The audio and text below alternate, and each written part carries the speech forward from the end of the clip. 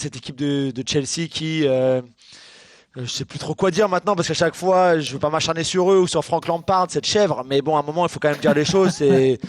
C'est catastrophique. Franchement, c'est embarrassant de voir une équipe de Chelsea pareille. Si la championnat avait commencé le 29 octobre, il serait 18e sur les 22, donc sur les 22 derniers matchs de championnat, il serait relégable. Enfin voilà, c'est catastrophique. C'est 10 défaites de suite pour Lampard entre les matchs d'Everton et ceux de T'as Chelsea. regardé depuis quand ils n'ont pas fait une saison aussi cataclysmique, Chelsea? Cela daté d'il y a, je sais pas, il y a 20 ans. Je crois que c'est la descente. C'est la descente, ouais. C'est quand ils descendent, donc en 87-88, je crois. Ah, donc Mais encore. je t'ai entendu hier, Julien, quand tu parlais de Jürgen Klopp, mais pour le coup, moi, j'étais complètement d'accord avec lui. Alors, on peut considérer qu'un entraîneur d'un club rival n'a pas à parler comme ça de Chelsea, mais je suis désolé. Moi, j'ai rien à rajouter, c'est-à-dire que c'est bien, en fait. C'est bien que dans le football, même au très très haut niveau, bah, quand tu fais n'importe quoi, absolument n'importe quoi, et bah, il y a un moment, tu prends le revers de bâton et le football ne pardonne pas. Parce que, franchement, ce qu'ils ont fait, mais je ne vais pas employer de mots trop forts. Le retour de bâton que le revers?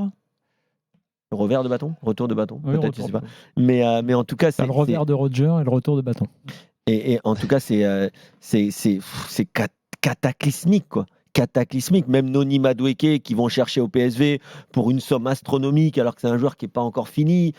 Je veux dire, tous les joueurs qu'ils ont pris, c'est soit Badiachil, c'est soit surpayé, soit complètement loufoque parce que c'est 3, 4, 5 joueurs au même poste. Franchement, encore une fois, Le truc le plus loufoque de la saison qu'ils ont fait, c'est s'intéresser à Strasbourg. J'espère que ça leur a passé.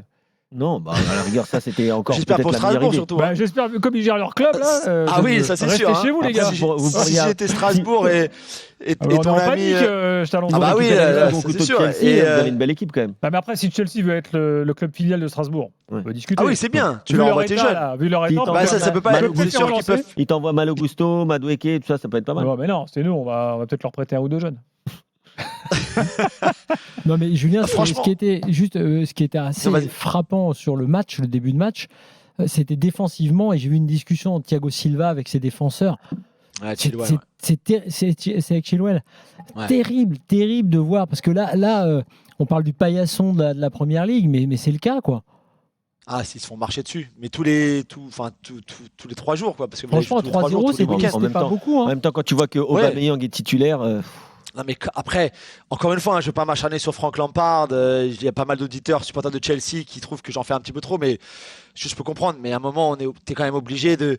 Je comprends pas pourquoi Pierre-Emerick Aubameyang, qui en plus retourne à l'Emirates, où tu sais très bien qu'il va se faire siffler du début à la fin parce que ça s'est mal terminé. Tu le mets titulaire dans un match pareil, lui qui avait plus été titulaire depuis le mois de novembre.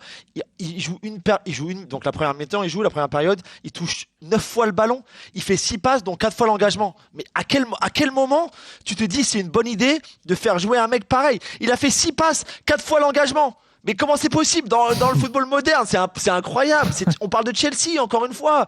Et Aubameyang, bien sûr que ça fait longtemps qu'il c'est plus un joueur de foot, mais à un moment c'est quand même pas de sa faute que tu le lances comme ça dans un plan galère, parce que c'était un plan galère de le faire débuter ce soir-là. En plus dans une équipe qui fonctionne pas.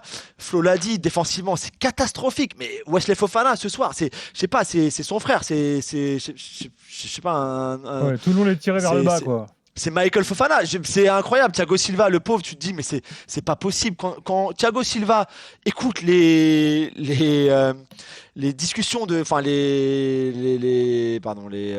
cherche le mot. Dis-le en anglais. Les team talk, donc de Frank Lampard avant les matchs, les causeries. Merci Hubert. Les causeries de Frank Lampard, mais il a plus trop de cheveux, mais il s'arrache les cheveux. C'est pas possible entre les idioties tactiques de ce qu'il veut mettre en place, des joueurs qui jouent pas à leur poste, des joueurs qui jouent alors que normalement ils doivent jamais jouer, ils sont jamais là, des joueurs qui sortent du placard comme Hakim Ziyech par exemple. Tu sais pas pourquoi le gars il réapparaît aujourd'hui pour le faire rentrer 25 minutes à la fin, mais c'est du grand n'importe quoi. Et je le dis depuis le début, c'était déjà quoi qu'il arrive, c'était un mauvais choix de proposer le job à Frank Lampard déjà à la base. Que lui il accepte, c'était encore pire parce que là il a flingué sa carrière de toute façon, parce que je vois pas qui aujourd'hui après cette expérience là à Chelsea lui redonnera un poste.